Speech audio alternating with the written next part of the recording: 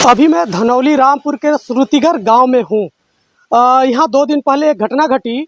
बताया जा रहा है कि ये जो महिला हैं इनके पति थे जिनकी उम्र 50 वर्ष थी और वो पड़ोसी के आतंक से इतना आहत हो गए थे कि हार्ट अटैक से उनकी मृत्यु हो गई। मैं तमाम लोगों से बात कराऊंगा क्योंकि एक परिवार की वजह से 4-5 परिवार के लोग परेशान हैं।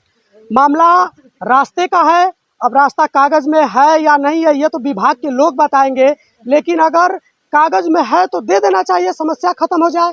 अगर कागज में न हो तो प्रशासन के लोगों की जिम्मेदारी होती है कि वो इस मामले को संज्ञान में लेकर फैसला करवा दे ताकि किसी में इस तरह का विवाद न हो कि किसी की जान जाए। अब मुझे गुस्सा भी आएगा इनको देखकर क्योंकि यादव समाज में तमाम बड़े बड़े नेता हैं, आजमगढ़ मऊ बलिया में तमाम बड़े बड़े नेता हैं, लेकिन ये यादव वर्ग से आती हैं और इनकी पति को 2 दिन पहले किसी के प्रताड़ना के वजह से जान देनी पड़ी। अब सोचिए स्थिति कैसी है। ये रो रही हैं, ज़्यादा मैं बात भी नहीं कर पाऊंगा।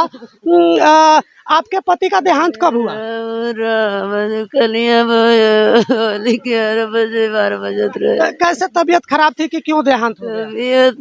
तबीयत तो खराब रही थी लेकिन ठीक रहे थे। ये लोग आए मारने के लिए तब ऐसे डिस्टर्ब हो गए थे। और डॉक्टरी में भर्ती हुए तो घबरा के मर गए, हार्ट अटैक हो गया उसको। डर की वजह से?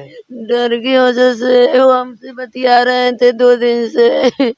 आपकी कितनी बच्ची है? मेरे 3 बच्ची है। 3 बच्ची हैं। 2 लड़के हैं, 3 बच्ची हैं, 2 लड़के हैं। हमारी बच्ची है, लड़के ननिहाल रहते थे। अब लड़की बड़ी हो गई है तो हमारे अपने पास ले ही आए। इतना प्रताड़ना हुआ कि आपके पति डर से हार्ट अटैक की वजह से मर गए। बहुत तबीयत खराब हो गई। हम कितना समझाएं कि न सोचो लेकिन घबरा गए एकदम से। ये लोग सुन रहा विकल्प राय नीतू राय इसकी लड़की लाठी लेके लकड़ा लेके मारने आ रही थी। और हमारा हम छोड़ के भाग गई ना वो भैया। अब यादव समाज के ठेकेदारों अगर थोड़ी सी भी लज्जा हया बची हो तो आओ, यहाँ आने की जरूरत है। एक राय परिवार, चूंकि सभी लोग ऐसे नहीं होते हैं, एक परिवार है जो परेशान करके रखा। ये सब उसका ही खमियाजा भुगत रहे हैं। क्या आप लोगों को भी परेशानी होती है क्या? जी, क्या होता है? हमारे कुंडई में खोद के पानी भर रहे थे, अब मनी करने पे मान नहीं रहे हैं। ने चला के मारते हैं, ईटा पत्थर चला के मारते हैं। तो वीडियो कुछ रखे हैं आप दिखाने के लिए? क्या समस्या है आपकी? समस्या जैसे वो बता रहे वैसे हुए समस्या हमारी। हमारे और जमीन हवे, जमीन के वजह से अब थोड़ा पर नहीं लटकाउले, नहीं गिरा नहीं में पानी भरत हुए और ना तो बोलर पर ढेला चला चलो मारत हुए तो हम भागत ही जा घर में। अच्छा, हाँ, ये स्थिति है। सबकी यही स्थिति है। जितने चेहरे आप देख रहे हैं सबकी समस्या वही है। 1-2 इधर महिलाएं हैं। क्या क्या घटनाएं होती हैं आप लोगों की? घटना हमारा मने के दुआर रूम देले हम साहब रूम देले हैं। हमने के आन के घर में ही जाते हैं। हर गाँव में एक आध जन ऐसा होला, लेकिन ये इतना परेशान कर देला कि आप 3-4-5 घर का लोग हैं, सब परेशान हैं। हाँ, हमने परेशान है बहुत। अच्छा, अब देखिए प्रशासन के लोगों में अब इतनी मानवता नहीं बची है कि इन जैसे मामलों में वो न्याय कर सके। अब एक व्यक्ति की जान जा चुकी है, मैं बता चुका। का होला दादी, यहाँ का क्या स्थिति है? स्त्री बता दें रास्ता कहाँ ना है, जहाँ रास्ता है वहाँ रास्ता ना मिलत है। अच्छा, जहाँ ना रास्ता है वहाँ तोड़वावल जाता है। अच्छा, हाँ, ये स्थिति है। ई उदंडता भी करेला लोग उधर। हाँ, उधर भी होता है। बताया जा रहा वीडियो में। मैं आपको वो उस वीडियो को भी इंक्लूड कर दे रहा हूँ जो दीवार पर चढ़ के लोग गाली दे रहे हैं, हाथ में पत्थर लिए हुए हैं और लोग गाली दे रहे हैं। सोचिए इस तरह की स्थिति है। उत्तर प्रदेश के योगी आदित्यनाथ जी के राज्य राम राज्य की मैं बात कर रहा हूँ। एक यादव परिवार के लोग हैं जिनको पूरी तरह से बर्बाद कर दिया गया है और इनके बच्चों को परेशान किया जा रहा है और ये लोग बहुत गरीब हैं। बहुत ज़्यादा ही गरीब हैं। और कोई नेता आज जो दलाली करते हैं, कोई नेता यहाँ नहीं आ रहा है। लोग अपने को बताते हैं कि मैं जनता का सेवक हूँ, कोई सेवक नज़र नहीं आ रहा है। इस परिवार को इतनी ज़्यादा तकलीफ झेलना पड़ रहा है। अभी इनके पति का 3 दिन पहले देहांत हो गया हार्ट अटैक से। इसके जिम्मेदार कहीं ना कहीं रायल परिवार है।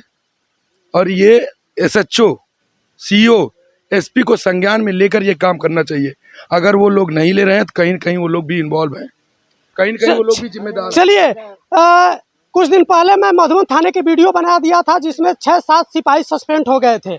बाद में दया आती है, ये अपना घर परिवार छोड़कर हम लोग के हिफाजत में रहते हैं। लेकिन जब यही सिपाहियों में से कुछ लतखोर किस्म के सिपाही होते हैं जो न्याय नहीं दे पाते हैं और उनके लापरवाही के वजह से किसी की जान चली जाती है, तो फिर बोलना पड़ता है। और इस मामले को आप भी देखेंगे, सुनेंगे तो आपको दर्द होगा। हमारे बच्चे नहीं हैं, हमारे तोड़वा रहे हैं साहब, हम कहाँ जाएंगे बताइए। अब बताइए, एक परिवार क्या यहाँ सही है, बाकी सभी लोग झूठे हैं? ये 4-5 परिवार के लोग हैं, ये पूरा टोला है, ये झूठ बोले, एक परिवार सही बोल रहा है। न्याय करो भाई, आप राम राज्य में रह रहे हो। अगर वर्दी मिली है, संविधान की कसम खाते हो, आप स्टार डबल लेकर घूमते हो, तो न्याय करो। और यहाँ के लेखपाल को भी मैं कहूँगा कि किसी का परिवार न उजाड़ो।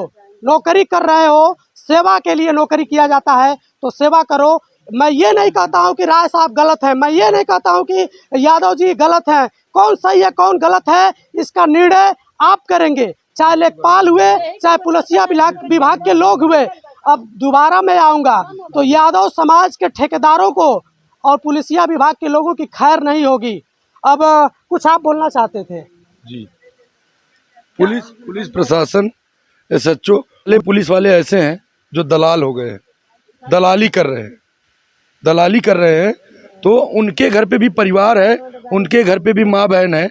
उनको ऐसा करना चाहिए, संविधान के रखवाले पुलिस वाले, उनको न्याय करना चाहिए। अब इनकी स्थिति जब आप देखेंगे तो आपको लगेगा कि ये मार करने वाली महिला है। एक घर बनने नहीं दे रहे हैं, घर की तस्वीर दिखाइए। ये अपने परिवार के साथ इसमें बारिश के समय में भीगते हैं। अब इस तरह की सिचुएशन है, मुझे समझ में नहीं आता है कि जिनको वर्दी मिलती है वो सारी मर्यादाएं भूल क्यों जाते हैं, या कुछ चंद लोगों के दबाव में आकर गलत फैसला क्यों लेते हैं। ये तमाम लोग, एक बार तस्वीरें दिखाइए अगल बगल की।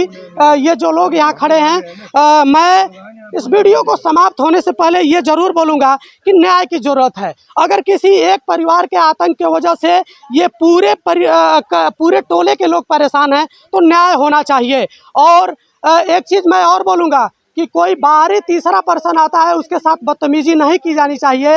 लेकिन राय साहब के परिवार के द्वारा वो बदतमीजी भी झेलनी पड़ी मुझे। लेकिन खैर, मैं अभी विश्वास करके कानून के रखवालों पर ये जिम्मेदारी छोड़कर जा रहा हूँ कि आप इसकी फैसला जरूर करेंगे। ये उनके बेटे हैं जिनकी जान चली गई है। क्या होता है मामला, किस तरह की धमकियाँ मिलती हैं? सर, धमकियाँ देते हैं सबकी जान से तुमको मार देंगे, तुमको यहाँ नहीं रहने देंगे, तुम हमेशा ननिहाल में रहो। और हम लोग डर के मारे यहाँ रात को नहीं रुकते हैं, दिन में रहते हैं, रात को चले जाते हैं। हमारी माता जी, हमारी बहन रहती हैं, इसी दीवार पे चढ़ के वो गाली देते हैं। सब यहीं हमारे पिताजी सोए थे, लाठी लेकर के यहीं से गाली दे रहे थे, सब यहीं रोते हैं। थाने में भी जाके रोए थे, लेकिन कोई सुनवाई नहीं हुई। मैं पहला ऐसा मामला देखा हूँ कि किसी यादव को इस तरह से प्रताड़ित किया जा रहा हो और वो सक्षम नहीं है और उसकी कोई मदद करने नहीं आता है। और यादव समाज के इतने नेता हैं कि मुझे लगता है कि अगर मैं हर घर का नाम लूँ तो गलत नहीं होगा, इतने नेता हैं। लेकिन एक यादव परिवार की ज़रूरत है। आओ भाई, आजमगढ़ दूर नहीं है, मऊ दूर नहीं है, बलिया दूर नहीं है। आओ, आप नेता हो, समाज के रखवाले हो, तो आओ, मदद करने की ज़रूरत है।